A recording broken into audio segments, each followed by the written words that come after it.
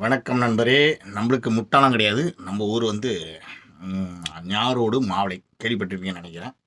Monday market போகிற ரூட்டில் குருந்தங்கோடு, முக்களம்பாடு இதெல்லாம் நாங்கள் அடிக்கடி சுற்றுற இடம். இப்போ தக்கலை, தலகுளம் இதெல்லாம் நம்ம சுற்றின இடங்கள். ரிலேஷன்ஸ்லாம் இப்போ தக்கலை, ஆசாரிப்பள்ளம், நெய்யாற்றங்கரை, திருவேண்டரம் வரைக்கும் நம்மளோட உற்றார் உறவினர்லாம் அப்படியே பறந்து கிடக்குறாங்க. ஆனால் மேக்ஸிமம் நீங்கள் சொன்ன மாதிரி திருச்சி, மதுரை பக்கம் எல்லோரும் வந்துட்டாங்க ஷிஃப்ட் ஆகி. பட் இன்னும் அவங்க சொந்த ஊர், சொந்த வீடு அங்கே இருக்குது. அது இல்லாமல் நாகர்கோவில், வடசேரி இந்த இடங்கள்லாம் மக்கள் இருக்காங்க. இரணியல் இதெல்லாம் ரிலேஷன்ஸ் இருக்காங்க. பட் அவங்களாம் பார்த்து ரொம்ப நாள் ஆகுது.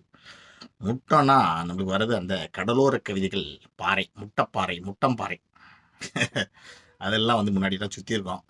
முன்னாடி டைம் கிடைக்கும் போதெல்லாம் வந்து சுற்றுவோம். இப்போ வந்து திருப்பரப்பு அருவிகள் அதெல்லாம் கூட ரொம்ப நாள் ஆயிடுச்சு. அப்புறம் வேறு என்ன இடம் சுற்றுறது, இந்த மாதிரி ஏரியாலாம் சுற்றியிருக்கோம். இப்போ ஊரெல்லாம் ஆனால் கொஞ்சம் ஓரளவுக்கு டெவலப்மெண்ட் ஆகிருக்கு இல்லையா. இப்போ மார்த்தாண்டத்தில் இருக்காங்க, குளித்துறை, அங்கெல்லாம் சில ரிலேஷன்ஸ்லாம் இருக்காங்க. எனிவே வாழ்த்துக்கள். தொடர்ந்து கமெண்ட் பண்ணுங்கள், நம்ம ஊருக்காரங்களுக்கெல்லாம் ஷேர் பண்ணுங்கள், ஃபாலோ பண்ண சொல்லுங்கள்.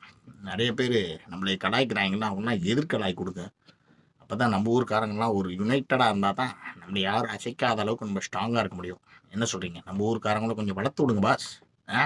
கண்டுக்காமல் ஒதுங்கிருந்தீங்கன்னா எப்படி? எனிவே நீங்கள் உங்கள் குடும்பம் பல்லாண்டு காலம் பாட என்னுடைய மனமார்ந்த நல்வாழ்த்துக்கள். என்னுடைய சேனல் அடிக்கடி பார்க்குறீங்கன்னு நினைக்கிறேன்.